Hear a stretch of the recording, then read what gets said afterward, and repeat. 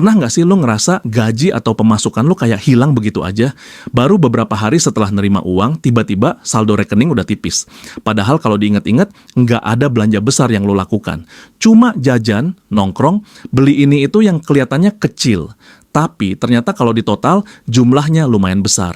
Disitulah banyak orang sadar. Mengelola keuangan itu bukan cuma soal berapa banyak uang yang lo hasilkan, tapi bagaimana cara lo berpikir dan memperlakukan uang itu sendiri. Berpikir cerdas dalam mengelola keuangan artinya lo nggak sekadar kerja keras cari duit, tapi juga pintar menjaga, mengatur, dan memanfaatkannya supaya bisa bikin hidup lo lebih stabil, bahkan bertumbuh. Karena faktanya, banyak orang dengan penghasilan besar pun tetap merasa kekurangan. Kenapa? Karena nggak ada perencanaan yang jelas dan nggak ada kesadaran tentang pentingnya mengatur uang. Sedikit tips dari gua yang alurnya begini. Kenali arus uang lo, uang itu kayak air. Kalau lo nggak tahu dari mana datangnya dan kemana perginya, jangan kaget kalau tiba-tiba habis. Cerdas mengelola keuangan dimulai dari kesadaran sederhana. Mencatat pemasukan dan pengeluaran. Kelihatannya sepele, tapi dari catatan itu, lo bisa tahu kebiasaan mana yang bikin bocor, kebiasaan mana yang bikin lo susah nabung. Lalu, bedakan kebutuhan dan keinginan. Banyak orang terjebak karena nggak bisa bedain ini. Lo bilang butuh, padahal sebenarnya cuman pengen. Berpikir cerdas berarti punya kemampuan menunda kesenangan sesaat demi tujuan jangka panjang. Lo boleh kok beli barang yang lo suka, tapi pastikan dulu kebutuhan utama lo aman. Makan, tempat tinggal, transportasi, kesehatan, dan tabungan darurat. Lalu prioritaskan dana darurat dan tabungan. Hidup itu penuh kejutan. Kadang ada kondisi mendesak kayak sakit, kehilangan pekerjaan, atau kebutuhan keluarga. Kalau lo nggak nyiapin dana darurat, pasti yang jadi korban adalah ketenangan pikiran lo sendiri.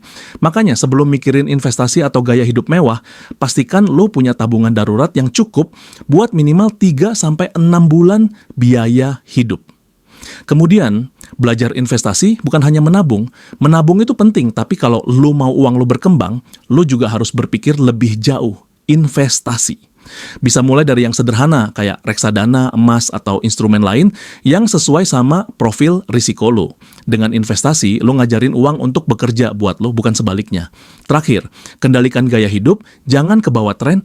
Banyak orang terjebak dengan gaya hidup biar kelihatan, padahal bikin dompet makin tipis. Berpikir cerdas dalam keuangan itu artinya berani nolak gengsi, karena pada akhirnya ketenangan finansial jauh lebih penting daripada sekadar terlihat kaya di depan orang lain.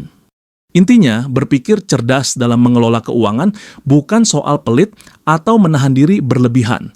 Bukan berarti lo nggak boleh nikmatin hidup. Justru ketika lo bisa ngatur uang dengan baik, lo bisa nikmatin hidup dengan tenang.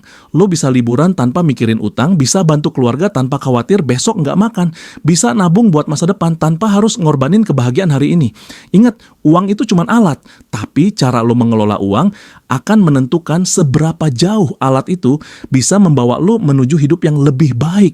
Jangan biarkan uang ngatur lo, belajarlah berpikir cerdas supaya lo yang ngatur uang. Karena pada akhirnya, hidup bukan tentang seberapa besar penghasilan lo, tapi seberapa bijak lo menjaga dan mengelola apa yang udah Tuhan titipkan ke lo.